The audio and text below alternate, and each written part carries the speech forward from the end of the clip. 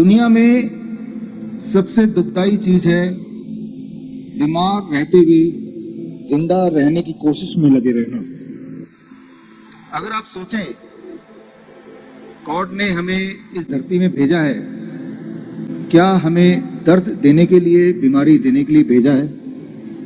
अगर ऐसा नहीं है तो हमारे आसपास याद कीजिए, अपने आसपास देखिए, हमारे खुद को देखिए, बहुत लोग बीमार हैं। डायबिटीज है, हाई ब्लड प्रेशर है, हार्ट डिजीज है, कैंसर है। एक बार अगर ये बीमारी हो जाती है, आपने ये सुना होगा कि वो ठीक ही नहीं होती कभी। दवा लेते जाते हैं, बीमार पड़ते जाते हैं, दवा लेते हैं, बीमार पड़ते हैं। पूरे दुनिया में ऐसा एक भी इंसान नहीं मिलेगा जो ये बोले कि मैंने डायबिटीज की दवा ले ली, अब मैं पूरी तरह ठीक हो गया, या मैंने ब्लड प्रेशर की दवा काफी समय तक ली, अब मैं ठीक हो गया, या मैंने हार्ट की दवा ली, मैं ठीक हो गया, या मैंने कीमोथेरेपी कराई, अब मैं ठीक हो गया। ठीक होने का नाम ही नहीं लेते। फिर वो इंसान सोचता है कि मुझे बीमारी के साथ ही जीना है। लेकिन फिर भी एक बार सोचिए, अगर हम यहां बीमार हैं, ठीक होने का कोई ना कोई तो इंसान होगा, कोई ना कोई तो तरीका होगा। और जो तरीके हमारे पास अभी दिखाई दे रहे हैं दवाई खाने का, वो तरीका काम तो नहीं कर रहा। अगर काम कर रहा होता तो पूरे दुनिया में कम से कम एक इंसान तो उस दवाई को खाने के बाद ठीक हो जाता। अगर तो ऐसा कोई इंसान आपको मिले तो आप मुझसे मिलाइए। दरअसल दवाइयों से इंसान ठीक हो ही नहीं सकता। इस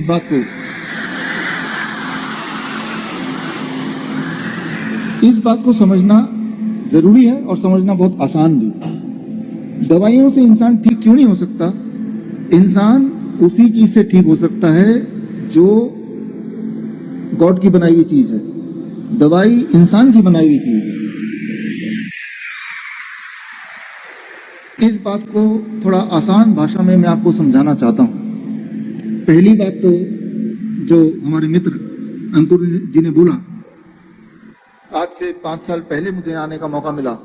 DIP डाइट, जो पिछली बार मैंने बताया था, जो लोग पिछली बार नहीं थे, 5 मिनट में वो डाइट मैं बता देता हूं और उसके बाद आगे क्या करना है वो बताऊंगा।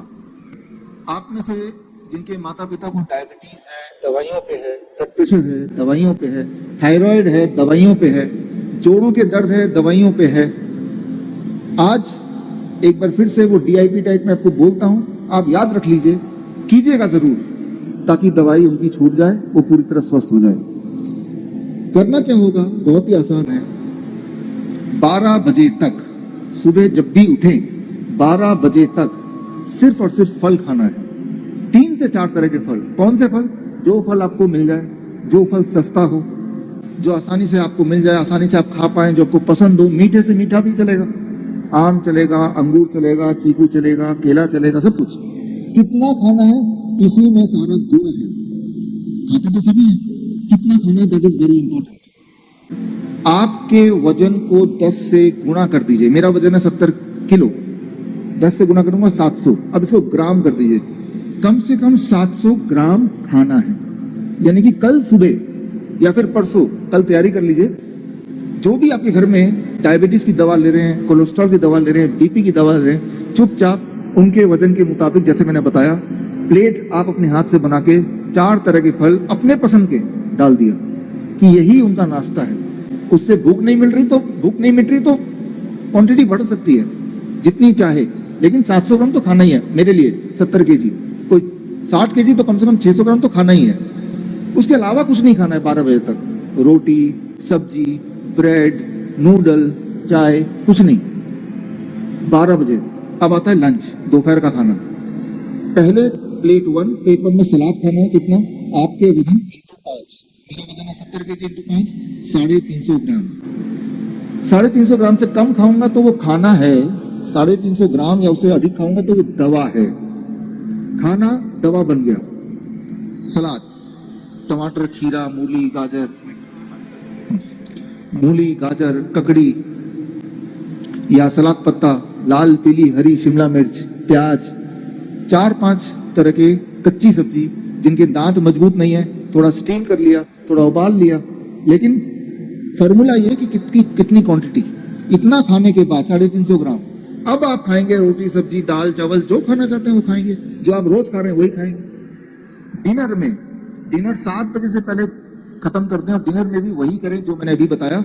लंच के लिए दोपहर का खाना और रात का खाना एक जैसा।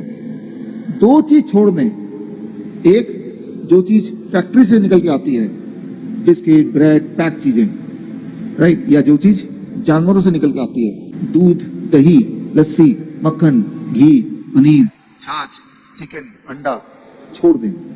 जैसे ही आप ये करेंगे, जो लोग डायबिटीज के पेशेंट हैं, तीसरे दिन तक उनका ब्लड शुगर ऐसे नीचे जाने लगेगा, उनकी मजबूरी हो जाएगी गोलियों को दवाइयों को छोड़ना या कम करना। इंसुलिन है तो इंसुलिन को 40% कम करना पड़ेगा, नहीं तो वो बहुत नीचे चला जाएगा। जो लोग ब्लड प्रेशर की दवाई ले रहे थे काफी सालों से, 1 हफ्ते के अगर करेंगे तो उनका ब्लड प्रेशर की दवाई कम करनी पड़ेगी, नहीं तो ब्लड प्रेशर नीचे चला जाएगा। जिनको सिस्ट है, ये डाइट से सिस्ट भी गायब हो जाती है। डाइट से जब करेंगे धीरे धीरे सिस्ट कम होगा, डिसॉल्व होगा करते करते। और पथरियां भी, स्टोन है सिस्ट है, वो गायब, वो कम होती खत्म हो जाएगा। और जो आपको पेन, मान लो सैलेड है, लोग बोलते हैं कि हम फ्रूट कहाँ से खाएं, हम इतना नहीं अफोर्ड कर सकते, या फ्रूट को या सैलेड को, कि जो ब्रेन के पेशेंट हैं अगर वो कनक खाना छोड़ दें, आटा खाना छोड़ दें, तो वो हील हो जाते हैं। सिर्फ कनक खाने से लोग बीमार हैं, सिर्फ गेहूं की रोटी खाने से। और वो सिस्टर बता रहे थे कि गेहूं 1901 के बाद बोई जानी शुरू की, और कमर्शियलाइज हो गई। और उससे पहले लोग जो थे वो मोटा अनाज खाते थे, कोदरे की रोटी है ना, बाजरा और क्या क्या होता है, रागी बाजरा कुट्टू चना जौ। सुनो मेरी बात, अब जो मुझे मालूम नहीं, कोदरे का आटा और गेहूं के आटे में फर्क है। महंगा है कोदरे का बहुत?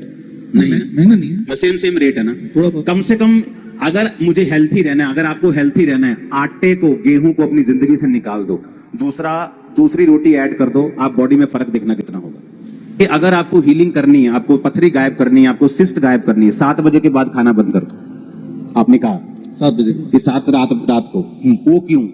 ये एक बहुत इंपॉर्टेंट बात है, इसको समझना जरूरी है। आपको खाना है 7 AM to 7 PM, 7 बजे से 7 बजे तक।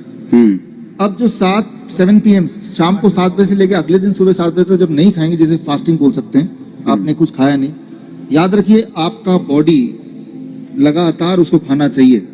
जब आप खा नहीं रहे तब भी, तो क्योंकि आप खाना नहीं खा रहे हैं, तो बॉडी क्या करती है, आपके अंदर जो सिस्ट बना हुआ है, स्टोन बना हुआ है, उस स्टोन को अगर आप निकाल के माइक्रोस्कोप में देखेंगे तो उसके अंदर कैल्शियम मिलेगा, मैग्नीशियम मिलेगा, विटामिन मिलेगा, प्रोटीन मिलेगा, वो सारी चीजें जो बॉडी को जरूरत है, वो कोई खराब चीज नहीं है। तो जब खाना नहीं खाते हैं तो बॉडी को न्यूट्रिशन कहाँ से मिलता है?